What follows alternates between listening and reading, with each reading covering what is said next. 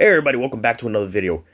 Have you guys always wondered what Splitgate is? Splitgate 2 in specific, what it really is?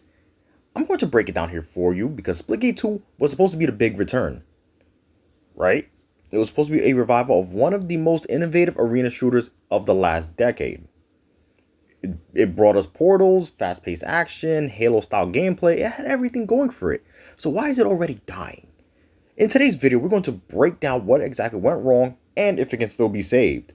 Because a lot of players are still holding out hope that it will be saved, correct? Now that we have that out of the way, I'm going to be giving my thoughts at the very end. I'll probably take like a minute and a half to give my personal thoughts as to whether this game can be saved or not. But I'm also going to want to hear from you. So let's get this conversation down and out, okay?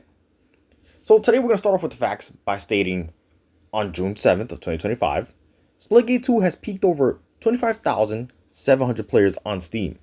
Now, just 1 month later, that number's dropped to around 1,300. That's a drop off over 90% now. It went from 80 to 90%. Why? I really don't know. I can't really tell you that for a fact. But the Steam charts and SteamDB, they both show the same trend, a steady decline. And the player base on console, let's be very honest, I'm probably suffering too because I'm on console and I like straight up left it, you know. I uninstalled it. If I install it again, it's to get some gameplay for Splitgate 2 videos, talking about Splitgate 2, like any updates or whatever. So now that we got that out of the way, it's just, let's be very honest here, man. I don't understand what's really going on with Splitgate 2.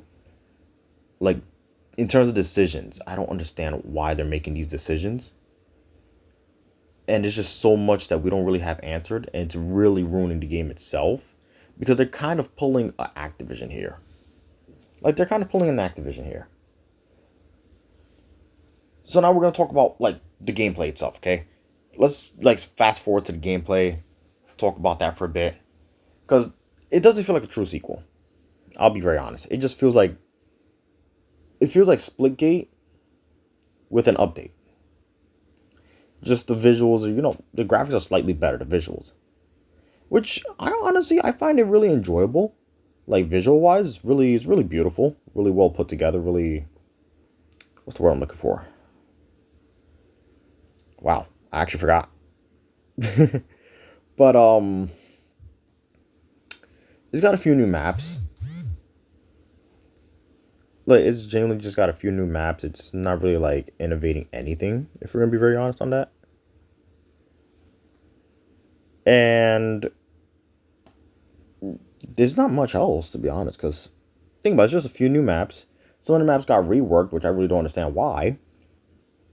And then you got the portal rework as well, which once again, I still don't understand why. Like, I was all for, like, portal grenades that cancels out, like, the portals.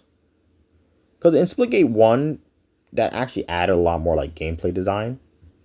Well, not gameplay design. It's not the correct word I want to use. The split decision making. Let's put it like that. Because there's like 2 portals like blocking it out. Hey, guess what? I have to use a different portal. Or risk it.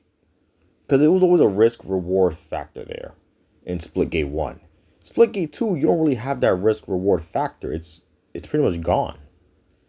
Because let's say like you have a portal that gets you from point A to point B, and I want to get a point A to point B while chasing you down. I got to take that risk, and that kill is my reward. Right? Now, think of it like this, okay? The portal mechanics, they're really fun. Let's be very honest here. They're really fun to use. But the rest of the gameplay, you know, like it's just... the gameplay loop is just boring. It's stale. When they delayed ranked mode, that was also like kind of like a kick in the balls for competitive players, which is perfectly fine, you know. Like, you guys are probably fleshing it out or whatever. I'm going to be checking it out later on. I'm going to be doing it on stream, by the way, like around 7 Eastern. So make sure you're there. I'm going to be multi-streaming to Twitch and YouTube. So once again, hope you guys are there. We'll talk more about it like there and see what we can come up with together, you know? Because it kind of gets like to to an extent where it's like players don't really want to play the game.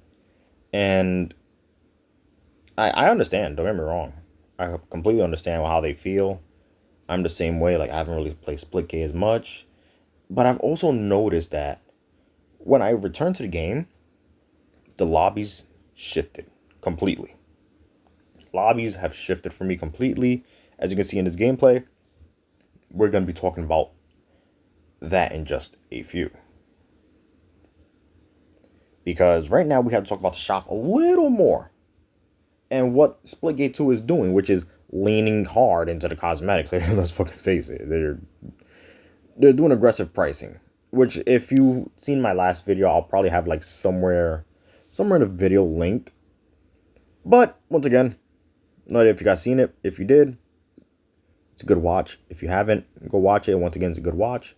But Splitgate 2 has been leaning into hard, like it's been leaning hard into cosmetics, you know? And that's fine. That's perfectly fine, you know? Like, get some cosmetics out, but the pricing for the bundles is just outrageous. Like, it's just insane. Like, I never seen anybody that actually could sit there and be like, yeah, this price is good for 2 items in a bundle. Never seen a single person do that, because it's not possible. The bundles, they're pretty much repetitive at this point. Like, you don't really get nothing cool out of it. Like, when you look at it, there's nothing really cool about it. Like, something that's just gonna grab your eye, like, oh, sweet. Bengal camo. Or something like that, you know? Which they've also brought, like, mastery camos from what I hear. Not sure if it's true or not. But I'm going to be, once again, checking it all out, like, around 7 p.m. Eastern Standard Time. Maybe 9 p.m. Eastern Standard Time. So, once again, be there. I'll be there with you guys every step of the way. And let's talk about the battle pass, because the battle pass, I don't know, I'm not interested in it. Like, Call of Duty, they've got some interesting ideas for battle passes, which is pretty cool, you know, like the cinematics and stuff. Which I personally never really understood what was the point of the cinematics, but it kind of added like that little lore in depth, you know?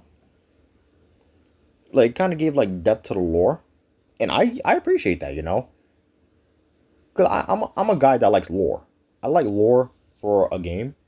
If the game is good, then hey, so be it, you know?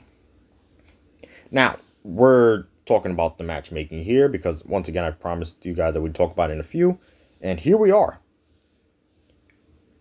Here's where things would get a little, like, a little weird, a little skeptical, because, once again, I've also noticed this. When I stopped taking a break from Splitgate 2, my matches shifted. As you can see right here, it's, like, straight up shifted completely. Like, it's looking casual. And the devs haven't really confirmed whether it actually uses, like, skill-based matchmaking or engagement-based matchmaking, which, once again, would be very important here. And I personally believe it's possible they have engagement-based matchmaking, not actual skill-based matchmaking. Which, it's kind of insane when you think about it, but hey, why the fuck not? You know? Because if you think about it like this, when you're in a very sweaty lobby, it's casual matches, by the way. Very sweaty casual matches. Some of the lobbies are total blowouts. And then you have the bots on top of that. Like, people keep leaving. They just straight up add bots. So they're using bots in an online competitive setting, right? Not good.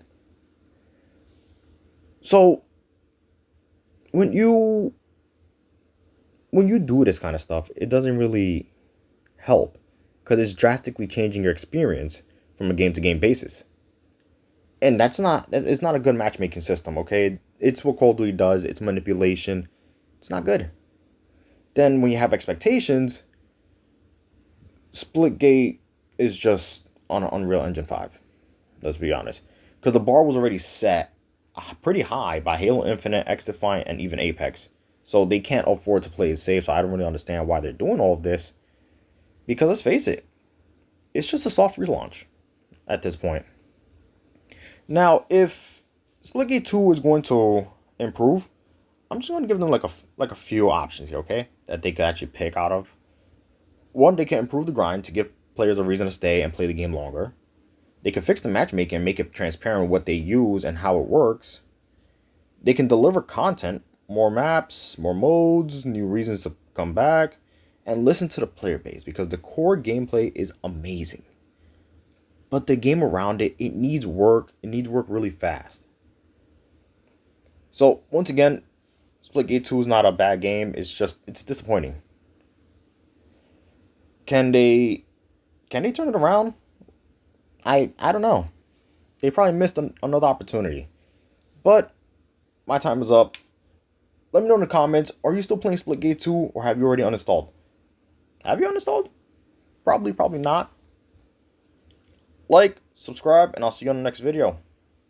Later. And don't forget, it's the summertime. Stay hydrated, drink a lot of Gatorade for your electrolytes, and I'll see you on the next one.